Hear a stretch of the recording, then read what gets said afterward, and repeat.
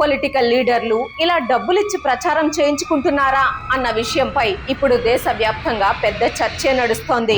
Social మీడియాలో మనం రోజు ఎంతో మంది ఇన్ఫ్లుయెన్సర్లను ఫాలో అవుతూ వాళ్ళు చెప్పే మాటలను గుడ్డిగా నమ్మేస్తుంటాం కదా. కానీ వాళ్ళ రాజకీయ అభిప్రాయాలను కూడా డబ్బులిచ్చి కొనుక్కుంటున్నారని తెలిస్తే తాజాగా పూణేలో రాహుల్ గాంధీ గారు విద్యార్థుల కోసం నిర్వహించిన ఛాత్రోం కి గూంజ్ కార్యక్రమంలో సరిగ్గా ఇలాంటి విషయమే బయటపడింది. రియా ఖనోల్కర్ అనే ఇన్ఫ్లుయెన్సర్ చేసిన సంచలన ఆరోపణలతో పొలిటికల్ లీడర్లు ఇలా డబ్బులిచ్చి ప్రచారం చేయించుకుంటున్నారా అన్న విషయంపై ఇప్పుడు దేశవ్యాప్తంగా పెద్ద చర్చే నడుస్తోంది. రియా ఏమంటుందంటే, ఈ కార్యక్రమానికి రాహుల్ గాంధీ గారి పిఆర్ ఏజెన్సీ నుంచి తనకు ఒక ఫోన్ కాల్ వచ్చిందట.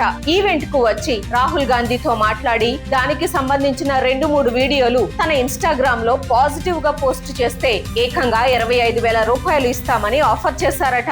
मुझे व्हाट्सएप कॉल है, आपको राहुल गांधी जी के साथ इंटरैक्ट करना है, इंटरैक्ट करने के बाद आपको वो इवेंट को कवर करना है, इवेंट कवर करके आपको 2-3 वीडियोस बना के डालने हैं and they were ready to pay me 25,000. దీనికి సంబంధించిన ఒక వీడియో కాల్ రికార్డింగ్ కూడా ఇప్పుడు బయటపడింది. Can you make it everything in 25? కానీ ఈ ఆఫర్ గురించి ఎలాంటి అధికారిక ఈమెయిల్ పంపడానికి వాళ్ళు ఒప్పుకోలేదట.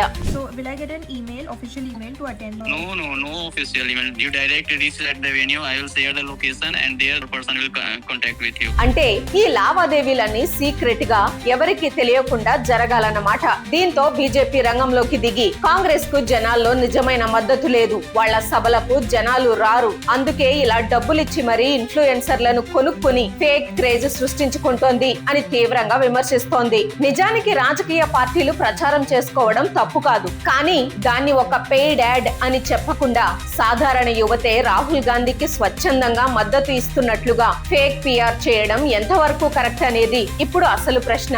ఇది ఒక్క కాంగ్రెస్ పార్టీనే కాదు, రేపు వేరే పార్టీలు కూడా ఇలాగే చేయొచ్చు. భవిష్యత్తులో మనల్ని ఇన్ఫ్లుయెన్స్ చేసే ఏ వీడియో వెనుక ఎలాంటి చీకటి ఒప్పందాలు ఉన్నాయో చెప్పలేం. అందుకే సోషల్ మీడియాలో ఏది పడితే అది చూసి మనం గుడ్డిగా నమ్మేయకూడదు. ఈ వివాదంపై మీరేమంటారో కింద కామెంట్స్ లో ఖచ్చితంగా చెప్పండి. ఈ విషయం ప్రతి ఒక్కరికి తెలియాలంటే వీడియోను వెంటనే లైక్ చేసి అందరికీ షేర్ చేయండి. జై హింద్.